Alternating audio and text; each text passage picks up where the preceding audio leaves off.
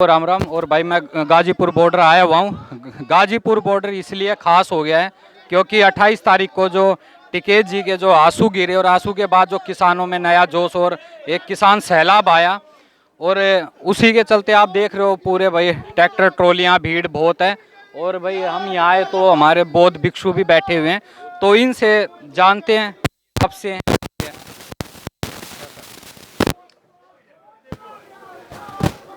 थोड़ा सा आप जगह दोगे भाई साहब?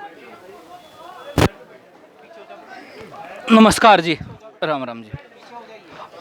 आप बौद्ध भिक्षु सुमित रतन हमारा नाम है। लखनऊ उत्तर प्रदेश से हम लोग आए हुए हैं। आज आंदोलन को हो गए हैं 70 दिन और हमें हो गए हैं 40 दिन। तो जो ये किसान के हक की लड़ाई है कृषि बिल के विरुद्ध, तो गाजीपुर में जो 26 तारीख के बाद, क्योंकि 26 के बाद एक माहौल ही अलग बदल गया था, तो 27 से अब तक का थोड़ा बताइए। देखिए 26 जनवरी को समानांतर परेड में हम लोग शामिल हुए थे और जो पुलिस ने हमें रूट दिया था उसको हमने फॉलो किया था। लेकिन बीजेपी के लोगों ने, आरएसएस के लोगों ने हमारे बीच में घुस करके हमारा रूट डाइवर्ट किया और शिंगू बॉर्डर वालों को ये लाल किला ले आए और गाजीपुर बॉर्डर वालों को ये आईटीओ ले गए। आपका जो यहाँ से निकली थी ट्रैक्टर रैली, उनको कहाँ तक जाने दिया था? आईटीओ तक कुछ लोग पहुँच पाए, कुछ लोग पुलिस का रूट फॉलो करते वापस चले आए। सुनिए, तो बीच में आरएसएस और बीजेपी के लोगों ने स्नाइपर सेल इनकी है जो दूरबीन से निशाना लगाती है, उस व्यक्ति ने दूर से गोली मारी हमारे किसान के, जिसका ट्रैक्टर पलट गया। किसानों के बेटे जवान हैं, उनकी हिम्मत नहीं किसानों पर लाठी चलाने की, लेकिन खरीदा हुआ आदमी बीजेपी ने लगाया था जिसने गोली मारी थी। और इसके बाद लोग 26 जनवरी के उत्साह में आए थे, वो वापस चले गए। यहाँ संख्या कम हो गई तो बीजेपी के विधायक अपने गुंडों को लेकर आए। उनका नाम क्या था? उनका नाम आप पता करिएगा। 2 विधायक थे, नंद किशोर गुर्जर और एक कोई शर्मा। तो ये राकेश टिकैत की हत्या करना चाहते थे। इनका प्लान था कि किसी भी तरह से राकेश टिकैत की हत्या कर दी जाए। ये बात हम लोगों को पता चल गई तो चारों तरफ से पुलिस ने घेरा हुआ था। 500 पुलिस और बड़े बड़े अधिकारी राकेश टिकैत जी से आए कि हम आपको। ये बात कब की है? ये 27 तारीख की है, 28 तारीख के शाम की है। लगभग 8 साढ़े 8 बजे पुलिस यहाँ आ गई थी और हमसे कह रही थी कि डीएम का आदेश है, ये खाली कर दीजिए। तो मैंने कहा कि लोकतंत्र में विरोध करना, असहमति जताना अपराध नहीं होता है, ये लोकतंत्र का हिस्सा है।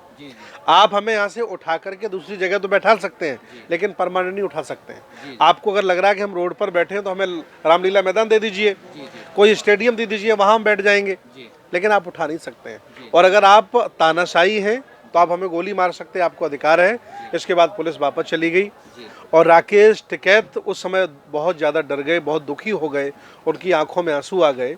उन्होंने अपील की, चूंकि इसके पहले दमन हुआ हमारा, यहाँ बिजली काट दी गई, पानी काट दिया गया। जब दिल्ली सरकार ने कहा कि बिजली भी हम देंगे, पानी भी हम देंगे, तब जाकर योगी को शर्म आई और इसने फिर पानी देना, बिजली देना शुरू किया हुआ है। ये दमन करना चाह रहे थे। तो ये बिजली पानी कब आया? अभी ये बिजली पानी एक दिन के लिए काट दिया गया था, पूरे दिन पानी नहीं आया, हम लोग दुखी रहे यहाँ।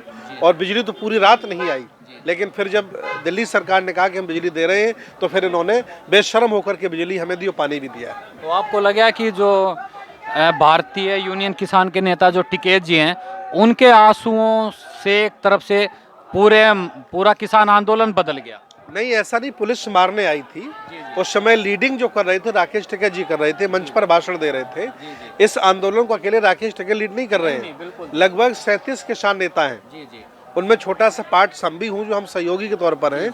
ये सारे लोग, हम लोग वहाँ थे। जब लगा कि ये लोग हमें पकड़ लेंगे या मार सकते हैं, तो उन्होंने जो अपील की कि जब तक गांव से पानी नहीं आएगा तब तक हम पानी नहीं पिएंगे, और आप हमें मारना, अगर आप हमें पकड़ नहीं सकते हैं, हम फांसी लगा लेंगे अगर हमें गिरफ्तार करेंगे। अगर गोली चलाने का मन हो तो गोली से हमें मार दीजिए, लेकिन यहाँ से हटेंगे नहीं।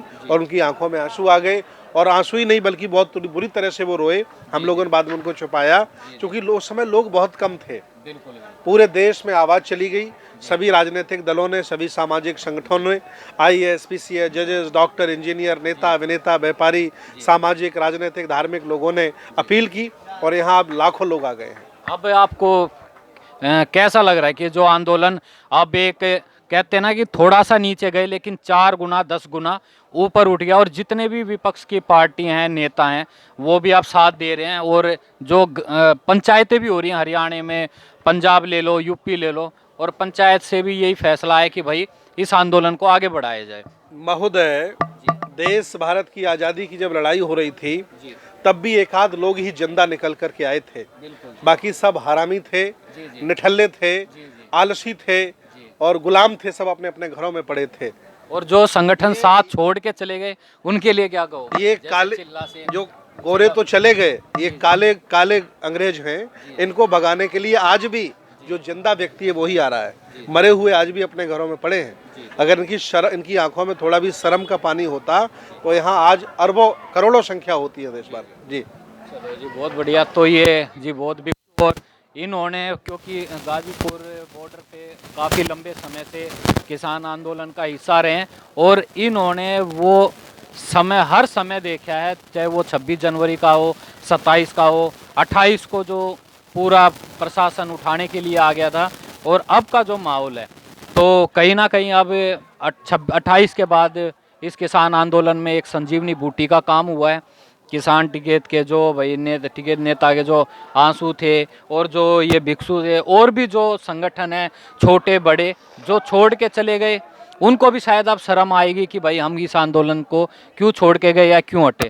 तो साथियों, अगर वीडियो अच्छी लगे तो इसको ज़्यादा से ज़्यादा शेयर करना, किसान तक पहुंचाना इनकी आवाज़ को, क्योंकि हम तो एक माध्यम है आवाज़ पहुंचाने का। और आपका अपना चैनल है, इसको सब्सक्राइब करना, अपनी